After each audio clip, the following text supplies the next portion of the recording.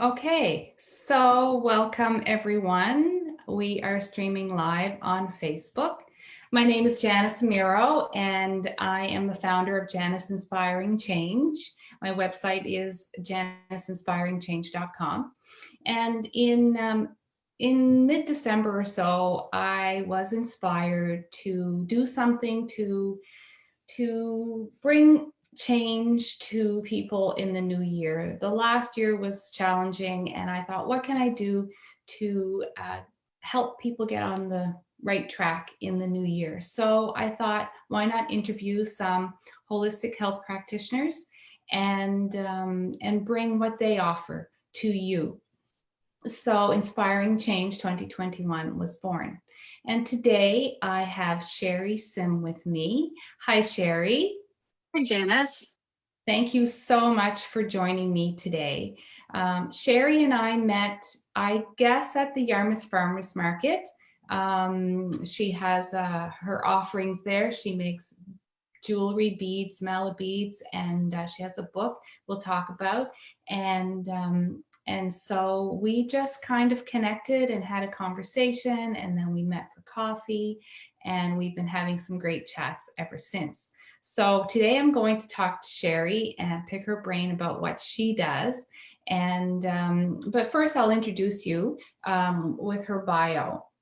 So Sherri is a holistic practitioner. She is a Reiki teacher, a certified yoga instructor, and a reflexologist. She offers Shiatsu Massage, Chakra Balancing, sacred dance, and meditation. Wow, Sherri, that's amazing. She is the author of Spirituality for Simon and currently is working on a sequel. Wow, that's really exciting too.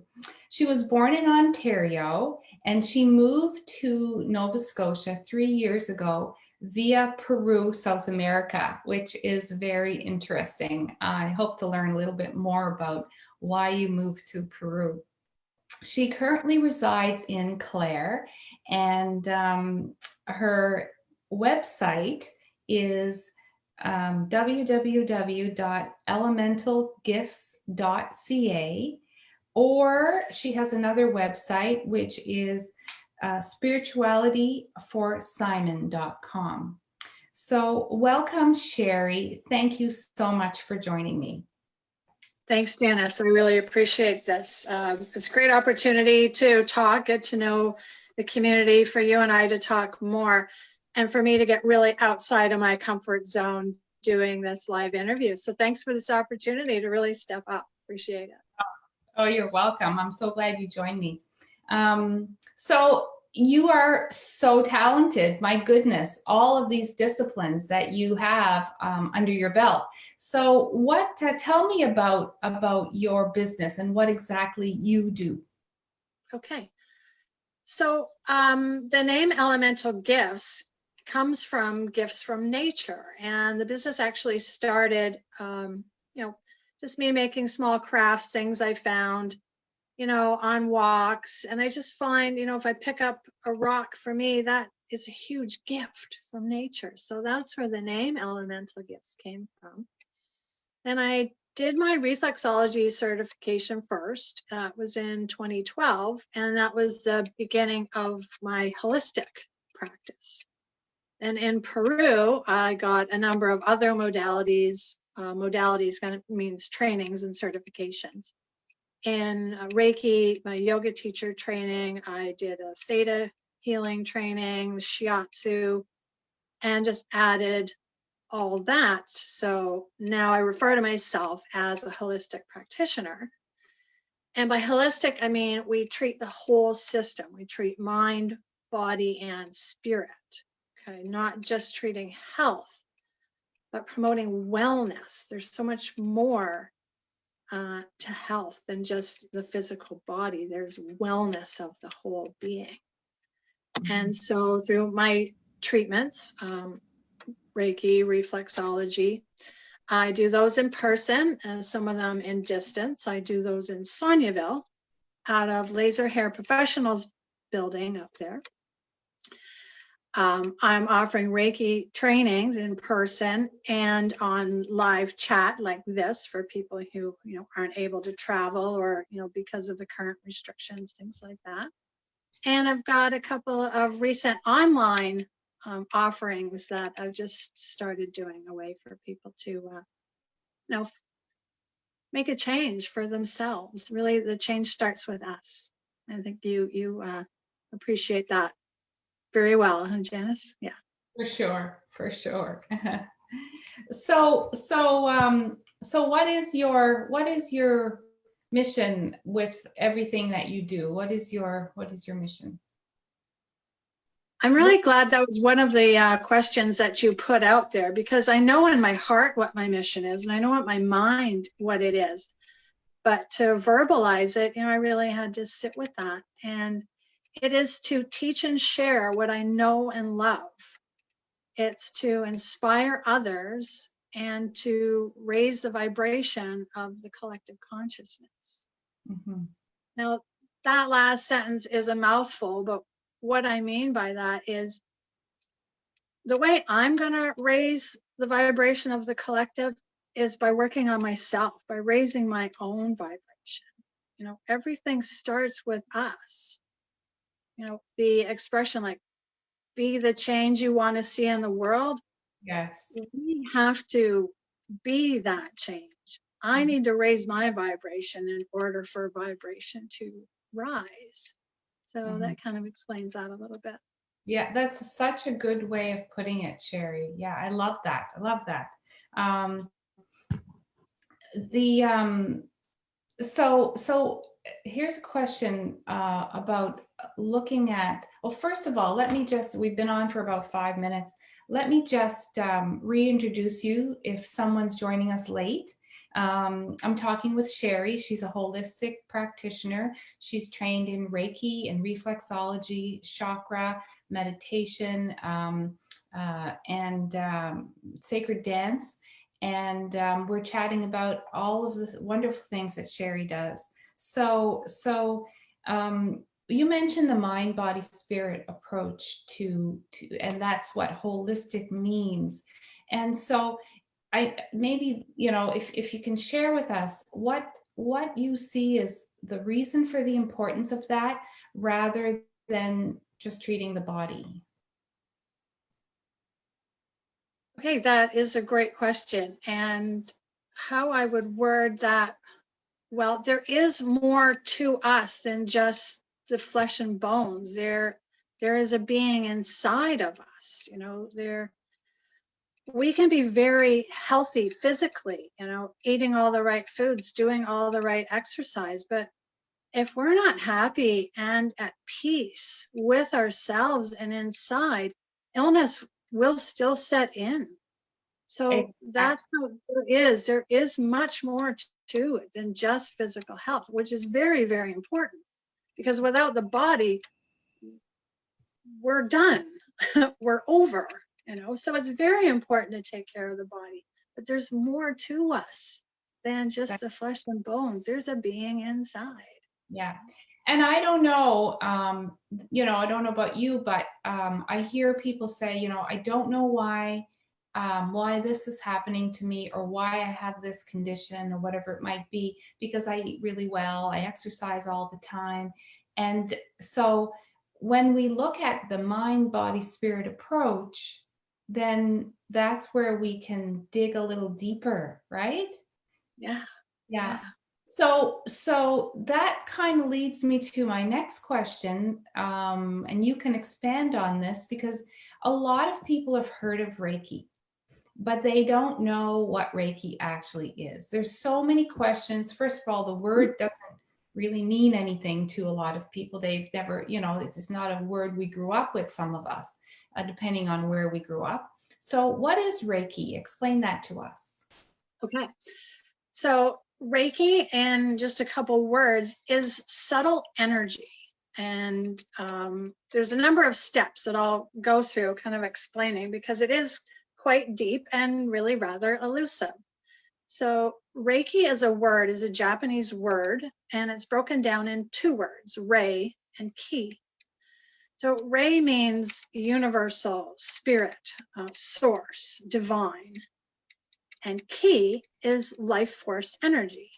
So many people may have heard of like, so Ki or Chi or Prana all mean life force energy. So Tai Chi is life force energy. Reiki is divine life force energy. Mm-hmm. So that explains what the word Reiki is.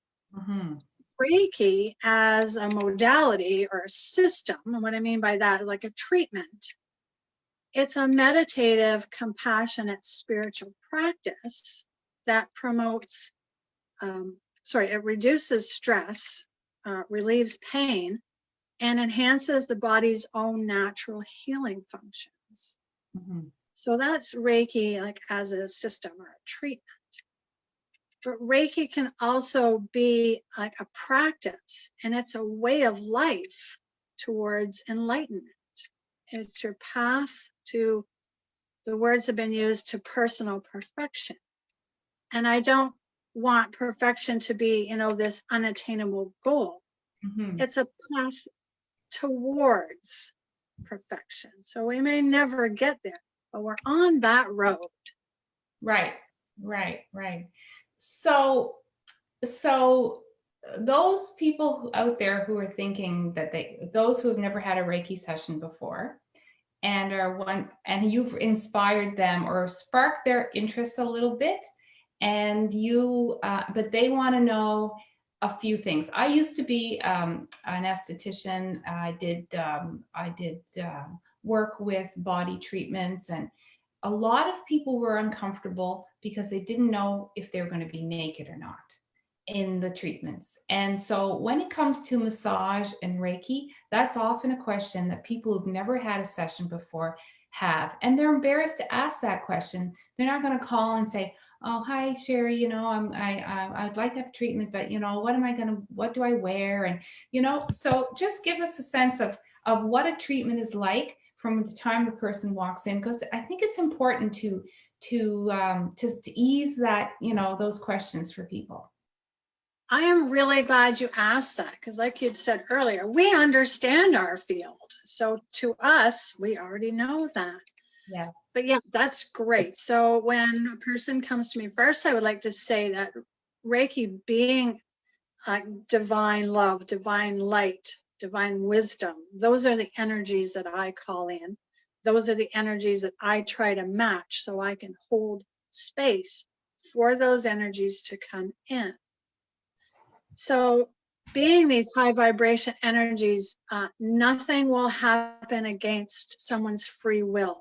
Okay, so whatever they're open to is all that will come. And so when you decide to come to me for a session, I welcome you in, have you sit down, talk about an intention, but I'll explain, you remain fully clothed. You'll be on the table face up. There's a cover for you. I say that you're in control of the session at all times. You can ask me questions. You can move, scratch, wiggle, sneeze, just to give that that feeling of control. Actually, you're in control. I'm holding the space. Right. So depending on what people are open to, they may feel sensations. They may feel a tingling. They may feel a warmth or a lightness. It's usually very, very relaxing, very, very peaceful. Time seems to go by so fast. Mm-hmm. Normally, I will touch the body like head, face, neck, back of head, arms, but I don't have to. I basically never touch from the neck, down to the hips. And I usually tell people, then I may touch your knees and your feet. So you know exactly where I will and won't be touching. And I don't actually have to touch at all. So if people are in pain or very, very uncomfortable, I can hover, because it's my intention that the divine wisdom and love is coming to do for them what they've asked for. Right. So I'm not required to do any kind of manipulation. Mm-hmm. It's actually divine spirit coming in. Mm-hmm. Mm-hmm. I think that really puts people's minds at ease because, again, there's a lot of people who are uncomfortable, and if they're scared, they want maybe to have a treatment, but they're really not sure what it's all going to entail. And your description is perfect. And as you were explaining it, I was walking through the time that I went to see you and the beautiful room you had, and the big thick blankets that you had, and the energy of the space. And I was thinking, I was right back there while you were talking. So I'm glad that we talked about that, because I think it's important, again, with the questions that people have, that we know what we do, but when you don't know, you have questions. It's very normal. So that thanks for answering that so brilliantly. So what do you think is the biggest challenge that we're facing in society today, and how is it that you are able to help people overcome those challenges? That might be a loaded question, but how can you help with these biggest challenges people have? Actually, I'm really passionate about that question, and that is really like the most important thing I do. So I'm really glad that is one of your questions. So before a year ago, I would have said the biggest challenge or issue for people, for humanity right now, is stress and stress management. And then last March, our world completely changed. And now I say one of the biggest factors we're all dealing with now is fear.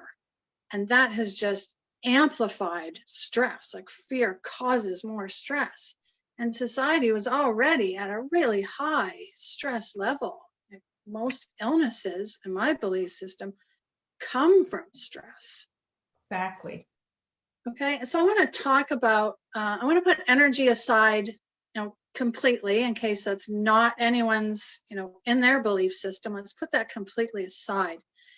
And I want to talk about the scientific and medical effects of what stress is, how the body reacts to it, and what that does. And then we'll touch on how I can help with that. Okay. So the body operates in two states.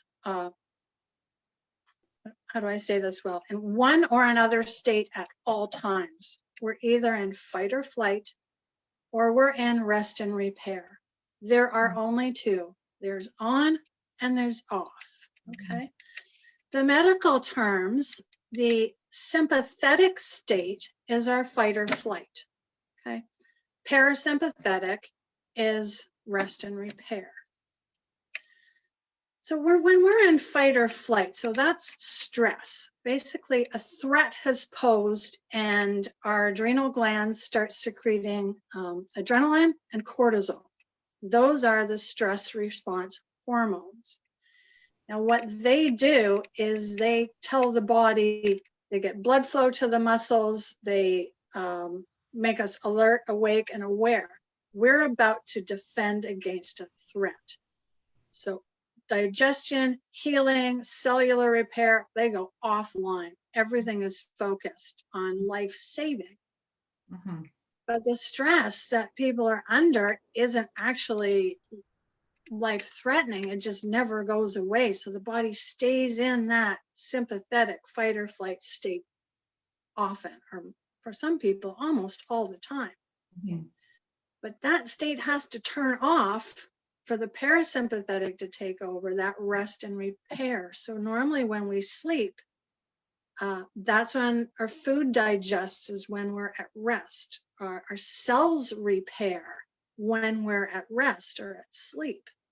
So we've got to get into that parasympathetic state for the body to heal. Mm-hmm. And so what the modalities and the things I offer reduce stress. Mm-hmm. And so they get people into that parasympathetic state where when your stress is reduced, your healing starts taking over. The body heals itself. It just needs the time and the right environment for us to shift into that rest, digest, and repair state. Thank So you for, I'll interrupt. I know you're not done, but thank you for saying that. The body heals itself. And it's so important that people understand that, because the body is a miraculous machine and it has all the tools within it to heal itself. And it's not a pill, it's not a quick fix. It's just giving it freedom from stress and giving it good food. Yeah. Sorry, I interrupted you. Keep going. Keep going. That really was about it. So again, with my modalities, you know, whether it's a Reiki treatment or a reflexology treatment, you know, whether it's a meditation or one of the videos that I've put out, I'm very fortunate to have a gift that I can kind of bring people's stress levels down, and I can create this space of calm, and their bodies just slip into that healing space. The body takes over, the mind is quiet, they've gone off, you know, somewhere in their mind. The body gets to chance. It's like, whew, okay, my turn. And the cellular repair starts to happen. And like you said, with food, if we give it good fuel, when you put good gasoline in the car runs well. And if you put dirty, crappy, watered down, rusty gasoline, your engine isn't going to run well for very long. That's right. So, yeah. Okay. Well, that's all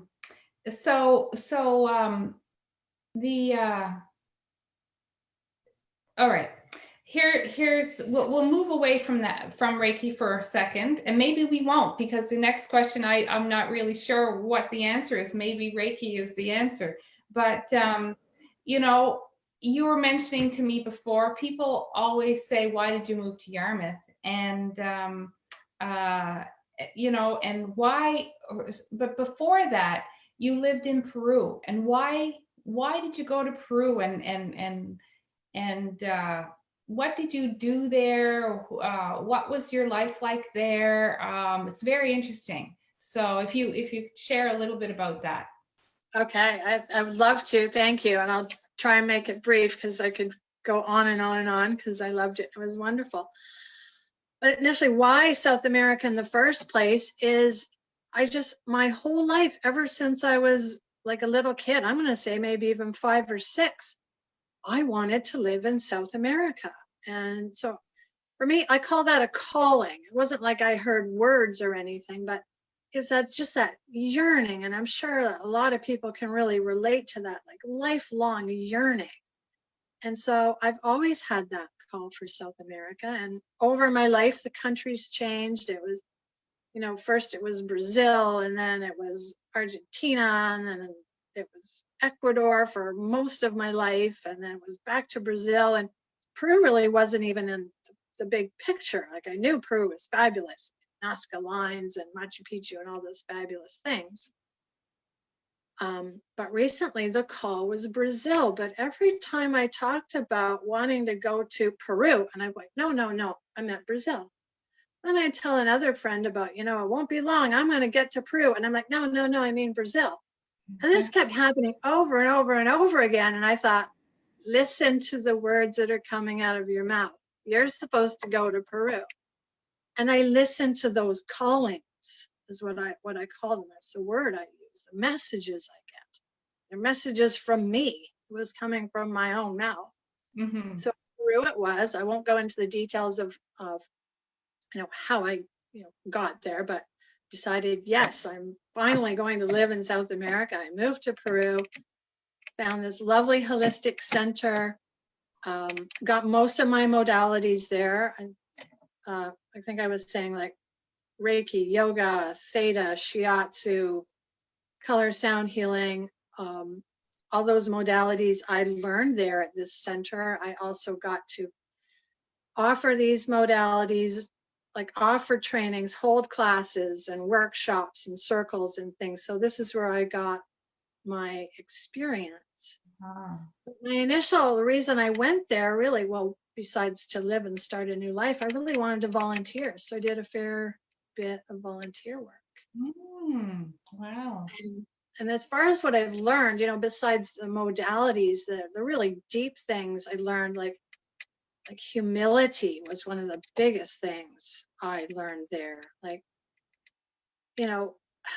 it's kind of ugly to say about yourself, but you go there to help. When you really look deeper, you're thinking that somehow you have more than they do. There's this us and them, and that was that deep humility that came in. It's like, who says they aren't doing it right and I'm doing it wrong? So there's this humility.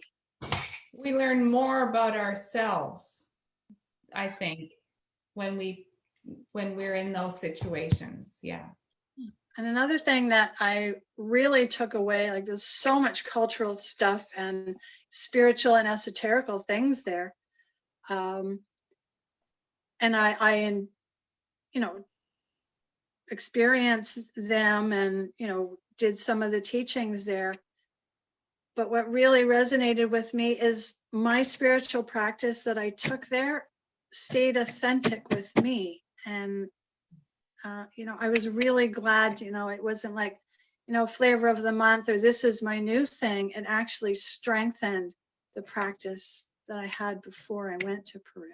Mm-hmm. And so I just wanted to mention that. It was like really nice to have your beliefs fortified by, practicing other beliefs and then coming back home to what's really true inside you.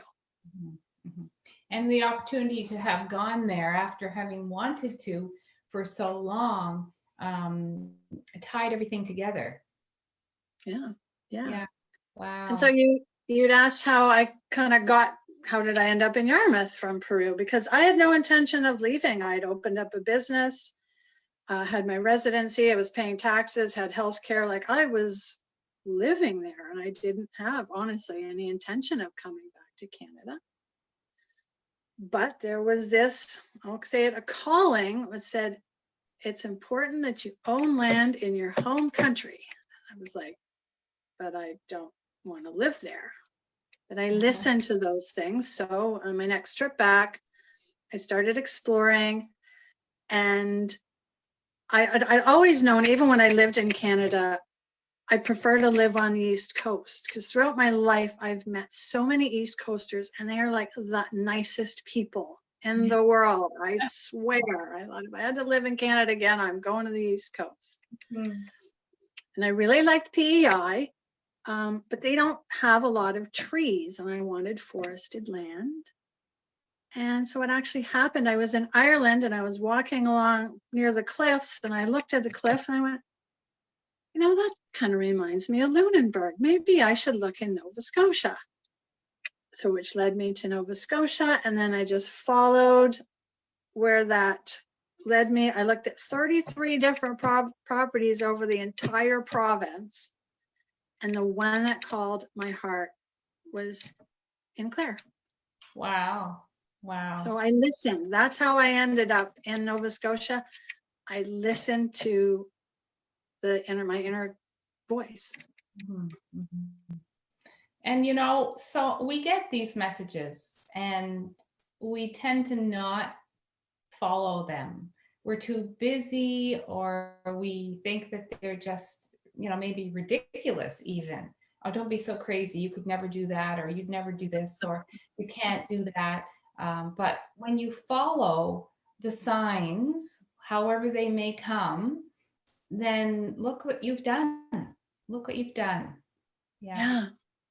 I could have said no to every single one, and it would have been easy. Yeah. But then what happens? Nothing. Right. Nothing. Yeah. And stress builds, I think. When you're not living your true yourself and doing what you love, that builds stress, and stress manifests into disease. So yeah. I do have a couple more questions for you, but you have written a book, Sherri, and I've never really asked you about it. It's called Spirituality for Simon, and you're in the process of writing a sequel. So, what is your book all about? Who is Simon? Is that somebody that you know or knew? Tell us what you can about your book. Okay. So I started writing a book, and it was about all the things I learned. And I don't mean, modalities and practice and meditation. I just mean like life, day-to-day life stuff about my choices, my attitude, the words I choose, just like real simple, basic stuff. That made a profound change in my life. And, I was not a happy person. I was not the, pleasant person that people know of me today. And so I wanted to share these things. So it's not like a religious path or even really much of a spiritual path. It was just simple choices that made my life so much better, that opened up all these windows of opportunity. And so what I say, that Spirituality for Simon is a book on peace, health, and happiness. And it's a way to get there. Mm-hmm. So I met a fella named Simon when I was in South America, and we started having a conversation about Reiki over dinner. Okay, so, and I'm used to talking to my spiritual family, and they get all my jargon and stuff. And Simon he's like, what's Reiki? And so what happened is we never had a conversation because we could never find common ground for this conversation to start with. And so what Simon did was he changed the audience in my book. And so this is the conversation I wish I could have had with Simon. Oh my gosh. Yes. Yeah. Wow, I love that. So can you give us a hint of what the sequel is all about? Well, yes, I will. I was always kind of hesitate talking about the title, but I just let ego and worry out of the way. It's going to be called Simon Says, Tell Me More. Oh, I love it. I love it. It's going to go deeper. So now, in Spirituality for Simon, I don't use any jargon. It's like basic. It's how I speak. It's just regular language. So for Simon Says, Tell Me More, I'm going to go deeper into, some practices, start maybe using, taking the vocabulary a little bit deeper on the spiritual path. And we'll see what it looks like when I'm done. That's awesome. Congratulations. Thank you. Your book is available for purchase, Sherri? Yes, it is. I've got it at the Yarmouth Market every Saturday. I'm there from 9 till 1 every Saturday. That's in town at Yarmouth, 15 Hawthorne Street. It's also available on Amazon, Barnes & Noble. There's a couple holistic centers in Ontario that have copies, but you can get it online or get a copy from me at the market, or I'll mail copies out. So just get a hold of me at elementalgifts.ca, or give me a call or come visit me at the market one Saturday. Okay, thank you. And I do want to ask you if you wanted to tell the audience what else you have at the market. It's a good opportunity to share that as well if you'd like. Well, my original goal for the market was to promote my treatments and Reiki trainings. But I also like to make meditation products. So I do mala beads and chakra beads. So they're beautiful. Thank you. So they are like physical things that I have for sale at the market. Yeah, I really like, and I must get one when I'm there. I think I'll be there next weekend. The chakra keychain. Okay, yeah. Yeah, is that, you're calling it a keychain? Well, I've got bracelets and there's keychains, and some of them, I wanted to make a meditation tool with, also a practical purpose, so for someone's not into chakras or into meditation, but they like this really pretty keychain, like it has a dual purpose, or it's a nice bracelet, or it's a nice necklace. If they don't want to meditate with it, it has, a secondary purpose. Right, right. They're really, really beautiful. Thank you.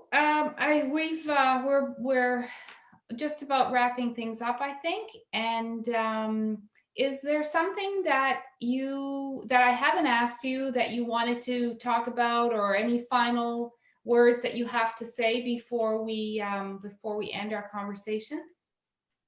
Yeah, and I appreciate this opportunity. So if I, it's best to not give advice to people unless they ask. Okay. But if I did have one piece of advice, I'm going to, say that Janice has asked, and my one piece of advice would be love what you do. Love what you do. It is so important. When you think about the 24 hours in a day, 8 hours we spend at work, 8 hours we spend sleeping, that leaves 8 hours for the rest of our lives. It is so important that we love what we do all the time. When you love what you do, your physiology changes. And what I mean by that is your health, your well-being, that wellness. When you're happy, you're well. Mm-hmm. And so, yeah, love what you do. Great. Janice, I just wanted to thank you, for this opportunity. And I want to bring to everyone's attention that, Janice isn't here promoting her business. Janice is here promoting wellness. Thank you, Janice. Oh, you're welcome.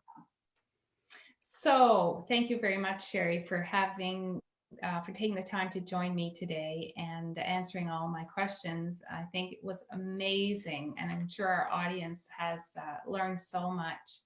So I just recap a little bit about my project, Janice Inspiring Change 2021. I'm going to be doing some interviews for the rest of the month and trying to bring you some practitioners like Sherri who are inspiring others to make change in their way. And so please tune in. I have another guest tomorrow, and I'll be posting all about Maggie soon today. And if anyone has any questions, they can contact me at janicinspiringchange.com. And thank you very much for tuning in, and we will see you next time. Bye for now.